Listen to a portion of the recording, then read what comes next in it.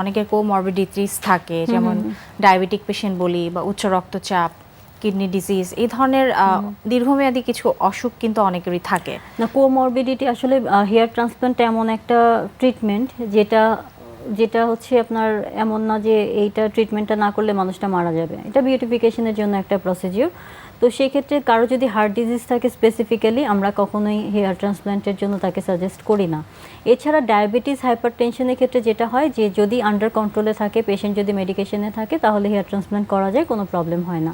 আর বয়সের যে ব্যাপারটা আপনি বললেন, আমরা 25-এর নিচে কারো হেয়ার ট্রান্সপ্লান্ট কখনোই সাজেস্ট করি না।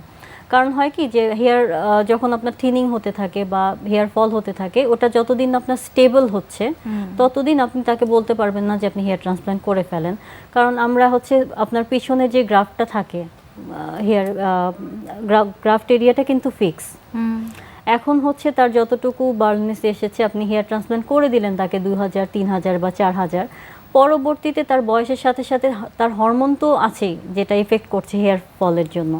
তো তার হরমোনের ইফেক্টের কারণে দেখা যাবে যে তার যখন বয়স 35-40 হচ্ছে, তখন তার আবার কিন্তু বার্নেসটা আসতে পারে। তো সেক্ষেত্রে আপনি হেয়ার ট্রান্সপ্লান্টও করতে পারবেন না, যেহেতু আপনি অলরেডি 4000 গ্রাফট আগেই নিয়ে নিয়েছেন। তো এই জন্যই 25-এর নিচে আমরা কখনোই হেয়ার ট্রান্সপ্লান্টটা সাজেস্ট করি না। আপু, অন্যান্য প্রসিডিউরসগুলো যেরকম লোকাল অ্যানেস্থেসিয়া দিয়ে করা হয়, তো এই ক্ষেত্রে পুরো প্রসেসটা কীরকম, কিভাবে আসলে প্রিপেয়ার করেন এবং ডিউরিং ট্রান্সপ্লান্ট কি ঘটে আসলে? এই প্রসিডিওরটা লোকাল অ্যানেস্থেসিয়া দিয়েই করা হয়, কিন্তু একটা লম্বা প্রসিডিওর। আচ্ছা, আপনার প্রচুর সময় লাগে, গ্রাফটের কাউন্টের উপর ডিপেন্ড করে কতখানি সময় লাগবে। মিনিমাম আপনার 5-6 ঘন্টা থেকে শুরু করে 8-10 ঘন্টাও লেগে যায় এক একটা ট্রান্সপ্ল্যান্টে। তো সেই ক্ষেত্রে যেটা হয়, আমরা আগে বডি ফিটনেস ফুল চেক আপ করাই পেশেন্টের, যে তার কোনো কোমরবিডিটি আছে কিনা। একটা লম্বা সময় তাকে অ্যানেস্থেসিয়ার মধ্যে থাকতে হবে, প্লাস একটা স্ট্রেসফুল কিন্তু প্রসিডিওর, যে আপনার 6 ঘন্টা 7 ঘন্টা একটা মানুষ শুয়ে আছে, তো এটা তার জন্য স্ট্রেসফুল। তো সেটা সে নিতে পারবে কিনা এই ধকলটা। এছাড়া খুবই সেফ একটা প্রসিডিওর হেয়ার ট্রান্সপ্ল্যান্ট।